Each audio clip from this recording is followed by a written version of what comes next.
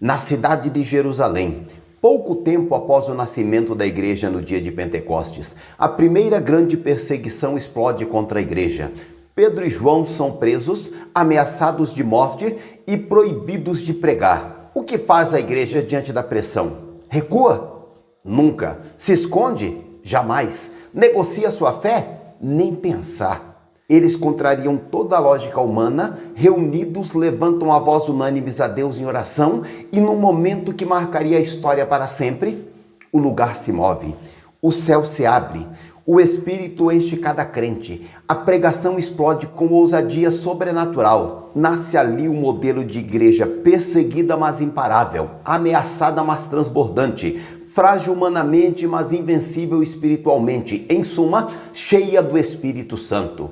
Este não é apenas um relato histórico, é o plano da vitória para a igreja de hoje. Mas como podemos aplicar esses princípios quando a cultura nos silencia, as leis nos perseguem e o mundo tenta nos intimidar? A resposta, com base na história da igreja de Jerusalém, começa aqui e pode transformar sua vida espiritual e ministerial. O que diferencia uma igreja cheia do Espírito Santo de uma igreja comum?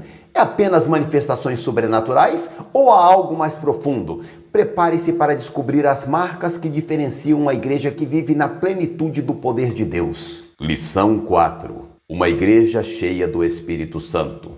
Atos capítulo 4, versículos 24 a 31. A paz do Senhor Jesus, família, graça e conhecimento de Deus. Pastor Oséias das Virgens aqui em mais um encontro transformador com a palavra viva e eficaz, que nos limpa e nos torna mais parecido com nosso Mestre a cada dia que passa. Sejam muito bem-vindos.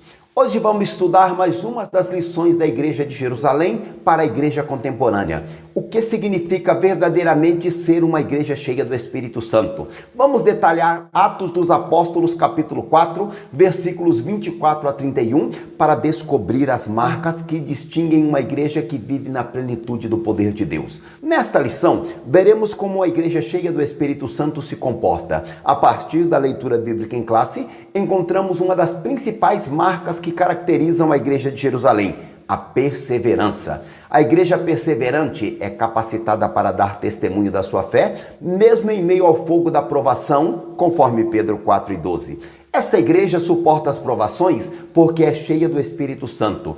Por causa do Evangelho, ela renuncia seu próprio bem-estar e não aceita ficar na zona de conforto. Na verdade, sem a capacitação do Espírito, o corpo de Cristo não suporta as provas para cumprir a sua missão aqui no mundo. Outra marca de uma igreja cheia do Espírito Santo é a sua capacidade de orar com poder e, por isso, impactar o mundo ao seu redor. Essa oração fortalece a igreja, capacitando-a a testemunhar de maneira eficaz. Da mesma forma, uma igreja cheia do Espírito Santo é marcada pela ousadia para proclamar o Evangelho com poder e, por isso, se torna relevante para o mundo. É importante entender que uma igreja cheia do Espírito Santo não é definida apenas por manifestações sobrenaturais, embora elas sejam importantes. É definida por seu caráter, sua perseverança, sua vida de oração e sua coragem para testemunhar de Cristo, mesmo diante das maiores adversidades. A Igreja de Jerusalém nos ensina que o verdadeiro avivamento não se resume a experiências emocionais ou carismáticas, mas se manifesta em uma vida transformada que impacta o mundo ao seu redor. É uma igreja preparada não apenas para o momento do avivamento, mas também para o que vem depois dele. Enquanto nos aprofundamos nesse estudo, reflita: sua igreja local demonstra essas marcas de uma igreja cheia do Espírito Santo? Como você pode contribuir para que sua congregação viva na plenitude do poder de Deus? Uma igreja perseverante. Como uma igreja cheia do Espírito Santo demonstra perseverança? Como ela suporta o sofrimento, mantém seus valores e permanece convicta da sua fé? Vamos às respostas? Suporta o sofrimento.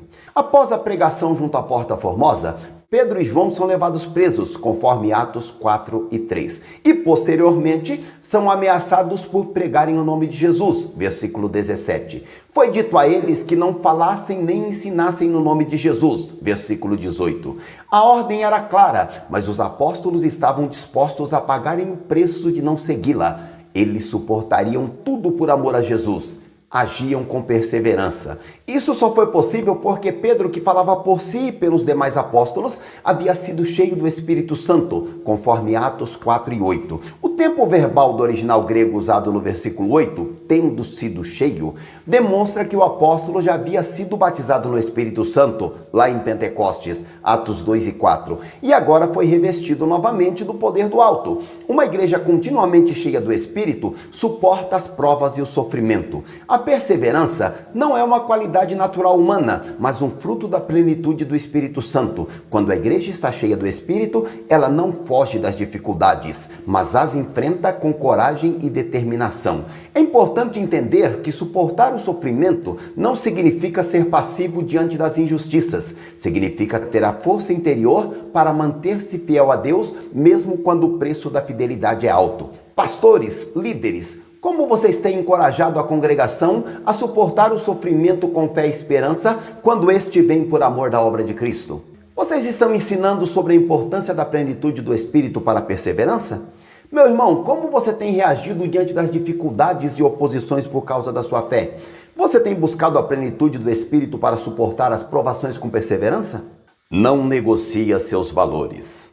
Quando a classe sacerdotal intimou os apóstolos e lhes deram ordem expressa para que eles não falassem nem ensinassem em nome de Jesus, a resposta dos apóstolos foi: julgai vós se é justo diante de Deus ouvir-vos antes a vós do que a Deus. Atos 4 e 19. Em outras palavras, os apóstolos afirmaram que não negociariam sua fé, não abririam mão dos valores da fé que haviam recebido, pois eles são inegociáveis.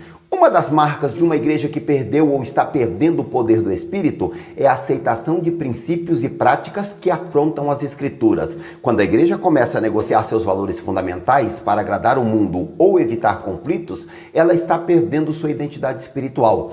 A igreja cheia do Espírito Santo tem convicções firmes baseadas na palavra de Deus. Ela não se dobra diante das pressões sociais, políticas ou culturais que tentam fazê-la comprometer sua fé. Isso não significa ser inflexível com questões secundárias, mas ser inabalável nos fundamentos da fé cristã. Há coisas que são negociáveis na vida da igreja, mas os valores centrais do Evangelho não estão entre elas. Pastores, líderes, vocês têm sido firmes na defesa dos valores do Evangelho sem comprometer a verdade para agradar a homens? Estão ensinando a congregação a não negociar sua fé? Sua igreja tem mantido seus valores bíblicos inegociáveis mesmo diante das pressões sociais e culturais? Como ela pode fortalecer a identidade espiritual de seus membros? Meu irmão, você tem sido firme em suas convicções ou tem negociado sua fé para evitar conflitos? Como você pode se manter inabalável nos fundamentos da fé cristã? Está convicta da sua fé. Uma igreja cheia do Espírito Santo está convicta da sua fé. Não se apoia em suposições, mas em fatos. Atos 4 e 20. Os primeiros cristãos não apenas ouviram sobre Deus, mas também testemunharam suas obras. Quando Filipe pregou em Samaria, os samaritanos se convenceram porque ouviam e viam os sinais que Filipe fazia. Atos 8 e 6. Alguém já disse que Deus é plenamente obedecido no céu porque lá ele é visto, enquanto na terra muitas vezes é desobedecido por ser apenas ouvido. No entanto, a igreja cheia do Espírito Santo não apenas proclama a palavra, mas também manifesta a obra de Deus, conforme Romanos 15, 18 e 19. Jesus foi poderoso tanto em palavras quanto em obras. Lucas registrou lá no capítulo 24, versículo 19 do evangelho que escreveu. A convicção da fé não vem apenas do conhecimento intelectual, mas da experiência pessoal com Deus. Quando a igreja experimenta o poder de Deus em sua vida, ela desenvolve uma convicção inabalável que não pode ser facilmente abalada pelas circunstâncias. Essa convicção se manifesta na confiança com que a igreja prega, ora e testifica de Cristo. Não é uma confiança arrogante, mas uma certeza humilde baseada na experiência real com o Deus vivo. Pastores, líderes, pregadores, vocês têm pregado o poder de Deus e dado liberdade para o Espírito Santo agir de forma que a fé da congregação se torne inabalável? Sua igreja tem proporcionado experiências com Deus que solidificam a fé dos seus membros? Como ela pode encorajar uma convicção baseada não apenas no ouvir, mas no ver as obras de Deus? Meu irmão, sua fé está baseada apenas no que você ouviu ou também no que você tem experimentado na sua vida com Deus? Como você pode buscar uma experiência mais profunda com o Espírito Santo? A perseverança não é apenas uma qualidade opcional para a igreja, mas é uma marca essencial de quem vive na plenitude do Espírito Santo. É o que permite à igreja manter-se firme diante das adversidades, suportando o sofrimento com coragem, não negociando seus valores fundamentais e sempre convicta da sua fé baseada na experiência real com Deus e assim continuar cumprindo a sua missão no mundo. Uma igreja que ora com poder. Como a oração com propósito, em unidade e fundamentada na palavra, pode mover o céu e transformar a terra.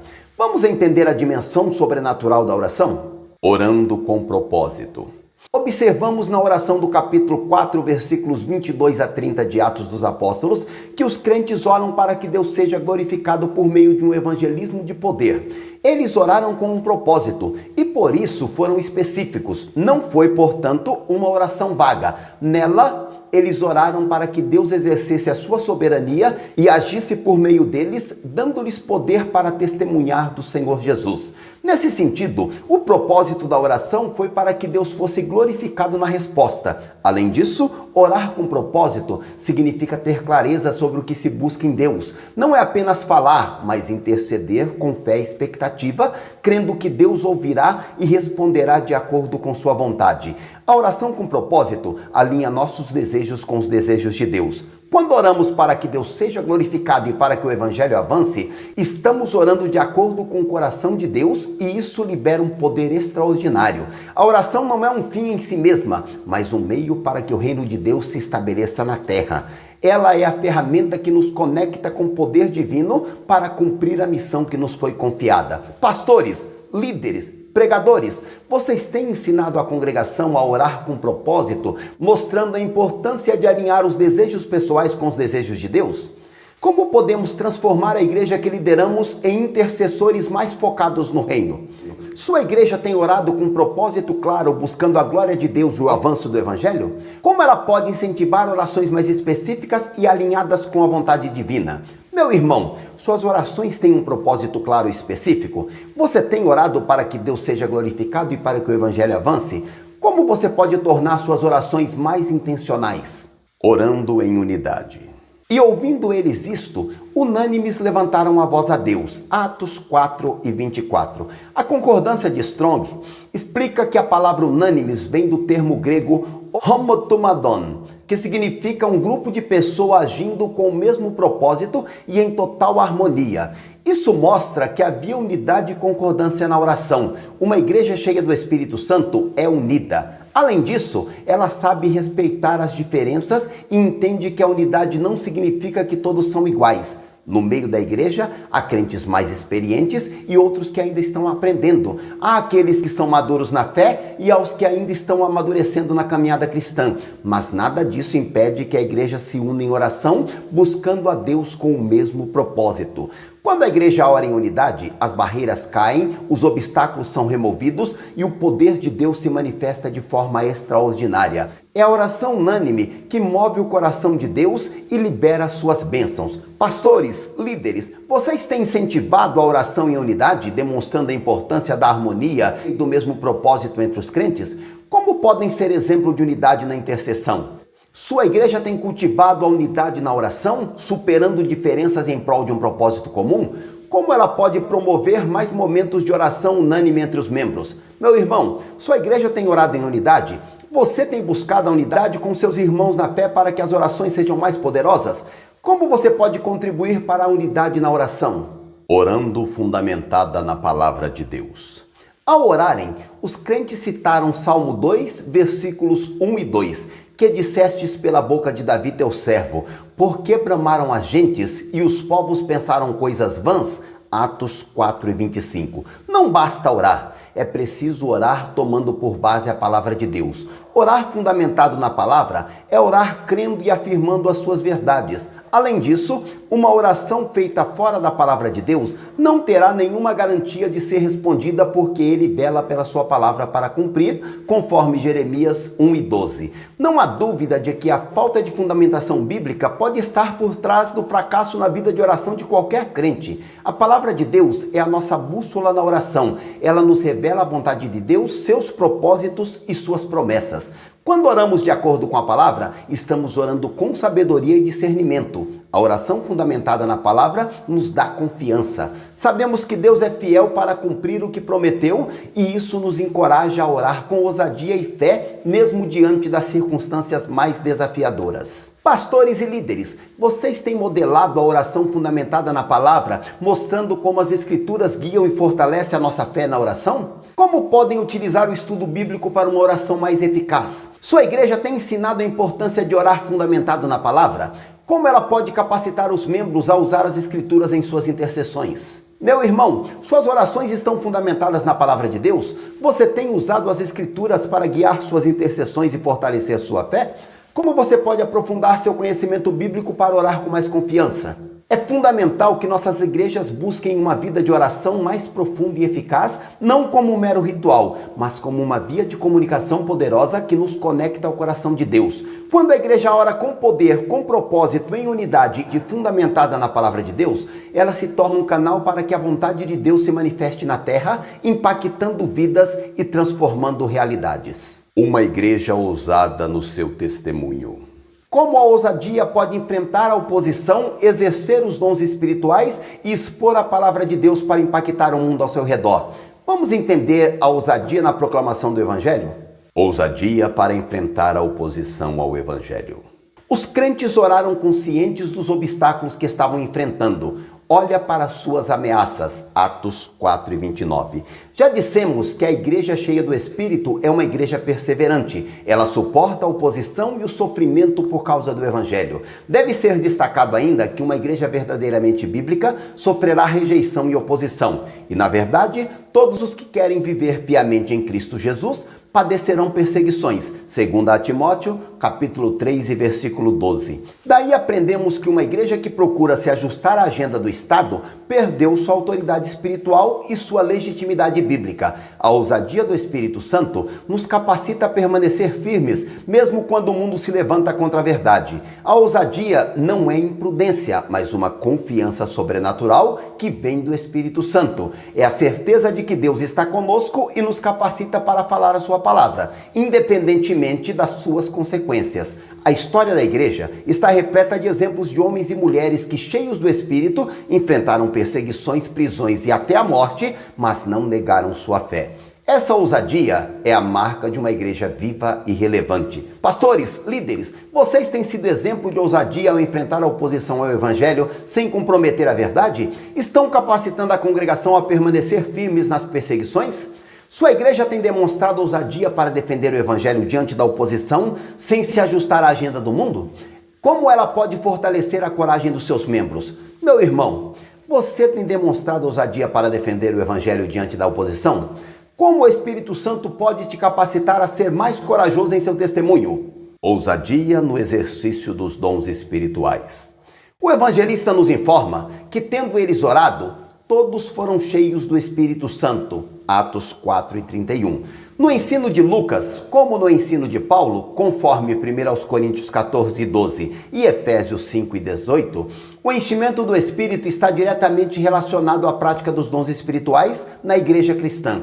Não se trata, portanto, apenas do uso de uma frase de efeito. Além disso, no livro de Atos dos Apóstolos, é o Espírito Santo quem dá o crescimento da igreja e opera milagres extraordinários, não somente por meio dos apóstolos, mas também pelos demais crentes. É a ação do Espírito de Deus entre eles que realiza essa obra. Atos 6, 3 e 5, Atos 8, 5 a 7 e Atos 13 e 9. Devemos, portanto, nos encher do Espírito Santo para que seus dons tragam edificação à igreja. A ousadia no exercício dos dons espirituais é a manifestação visível do poder de Deus em ação, demonstrando a realidade do reino de Deus. Os dons espirituais não são para exibição pessoal, mas para o serviço e a edificação do corpo de Cristo.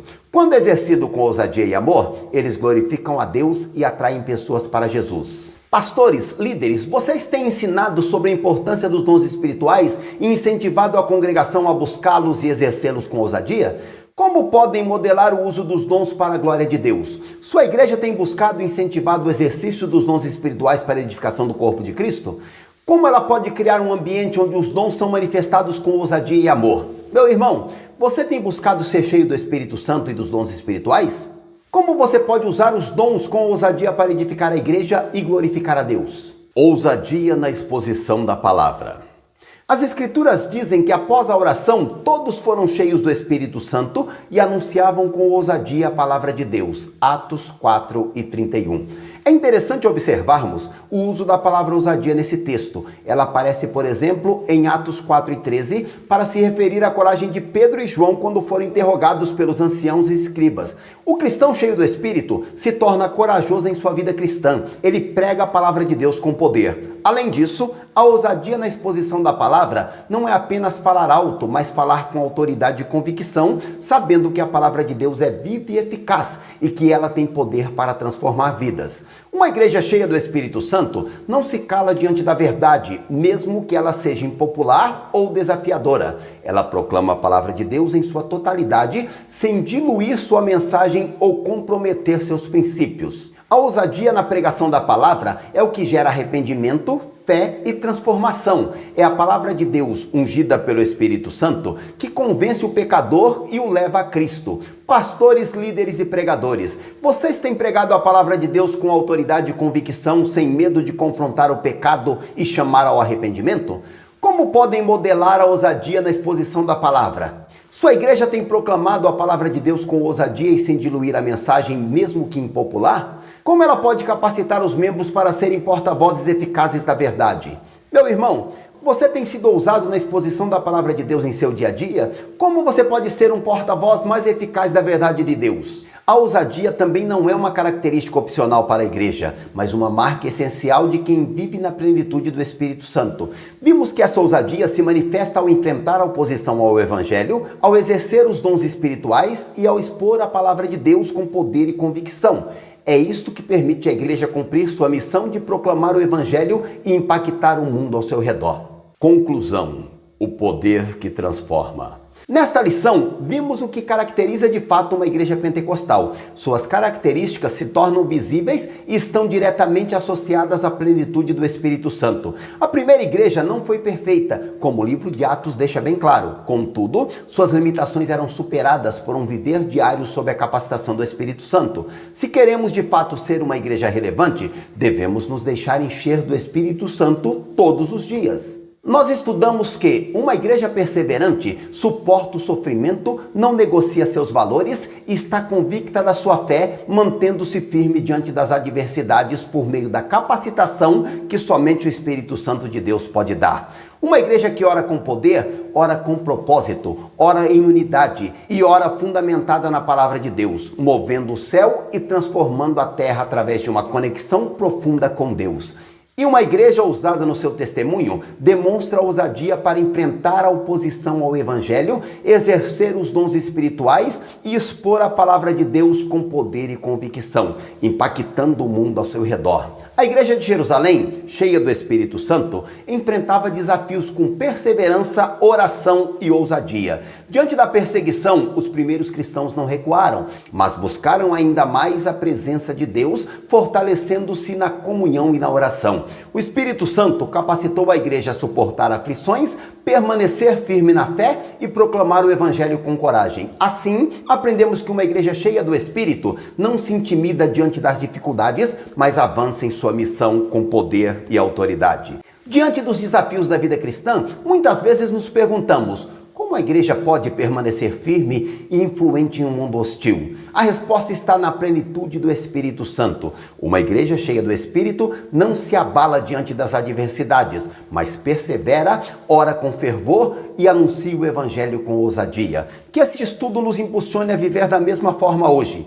Diante das adversidades, devemos buscar a Deus com fervor, permanecer firmes na fé e proclamar o Evangelho com coragem. Uma igreja cheia do Espírito Santo é uma igreja relevante que impacta a sua geração e deixa um legado de fé. Isso é um chamado para cada um de nós e para as nossas congregações, que possamos buscar essa plenitude do Espírito em nosso dia a dia. Pastores, líderes, avaliem suas igrejas. Elas demonstram as marcas de uma igreja cheia do Espírito Santo? Estão perseverando, orando com poder e testemunhando com ousadia? Meus irmãos, não subestimem o poder do seu testemunho pessoal. Sejam cheios do Espírito, conheçam a palavra e compartilhem a esperança que há em vocês. Cada conversa, cada atitude pode ser uma pregação poderosa. Não nos esqueçamos que, independentemente da nossa posição hierárquica, podemos orar para que nossas igrejas sejam cada vez mais cheias do Espírito Santo, para que o nome de Jesus seja glorificado e vidas sejam transformadas. Chegamos ao final deste estudo. Espero que estes princípios essenciais tenham impactado sua vida